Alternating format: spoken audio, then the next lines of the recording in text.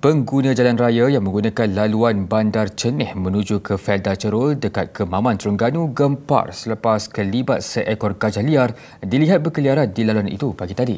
Kejadian jam 10 pagi itu sempat dirakam pengguna jalan raya sebelum video berkenaan tular di laman sosial.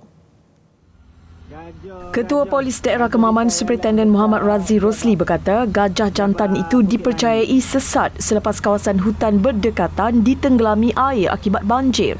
Gajah liar itu kemudiannya dikesan cuba memasuki kawasan ladang sawit berhampiran. Sepasukan pegawai perhilitan daerah Kemaman berjaya menemui gajah terbabit di dalam hutan sekitar jam 12 tengah hari.